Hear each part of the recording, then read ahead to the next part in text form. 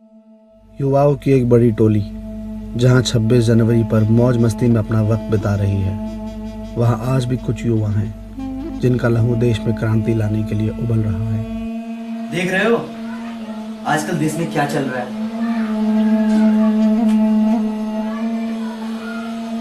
देख रहा हूं और अब सहन नहीं होता। मेरे पास लिस्ट तैयार है। इन गद्दारों को तो अरे किस किस को मारोगे तुम? किस किस से लड़ेंगे हम? लेकिन हमारे देश का किसान तो आज भी गरीब है भगत। गरीब तो होना ही था।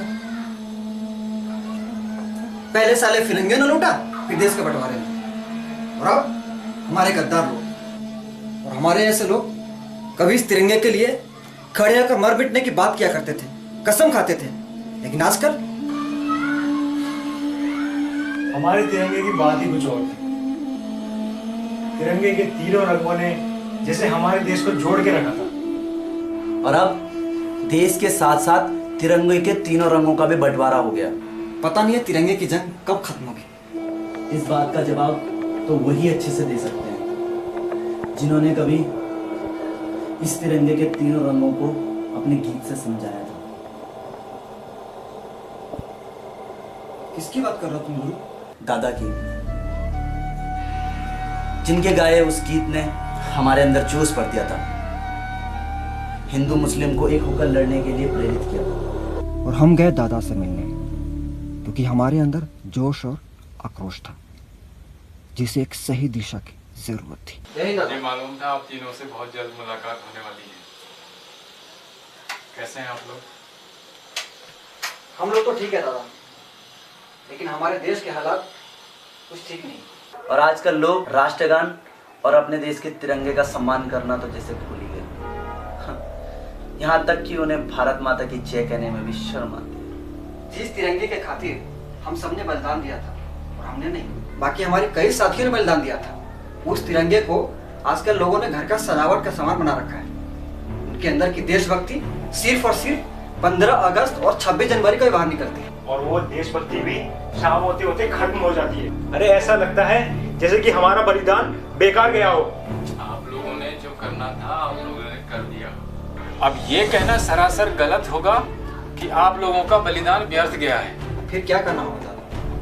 मैं ये कहना चाहता हूँ कि देश के हर इंसान को गलत ठहराना सही नहीं है।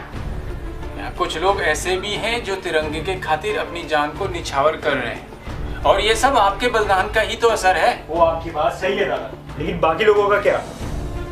क्या इन लोगों के लिए हमको फिर से बलिदान देना पड़ेगा? बलिदान देने से कुछ नहीं होगा। हमें मिलकर के इन सबको जागरूक करना है, और इस बार तरीका अलग होना चाहिए। कैसा होगा?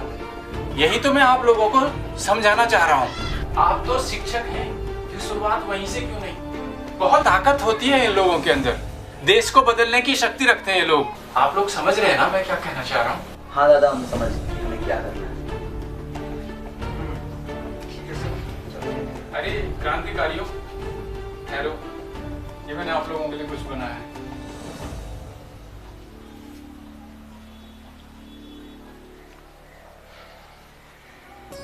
ऐसे न जाने कितने नौजवान हैं जिनका खून खोलता है अपने राष्ट्र ध्वज का अपमान देखकर। वो क्रांति लाना चाहते हैं इन तीनों की तरह, पर अब बलिदान की नहीं, बदलाव की जरूरत है। और राष्ट्र में बदलाव के लिए जरूरत है राष्ट्र ध्वज का सम्मान करने की। हमारा सभी लोगों से निवेदन है कि सिर्फ 15 अगस्त और 26 जनवरी को ही नहीं, बल्कि हर दिन राष्ट्रीय ध्वज का सम्मान करें। राष्ट्रीय ध्वज को सड़क और कूड़ेदान पे ना फेंके। जय हिंद। जिस तिरंगे के लिए लाखों सिपाही शहीद हुए, उस तिरंगे का अपमान ना अब सहेंगे।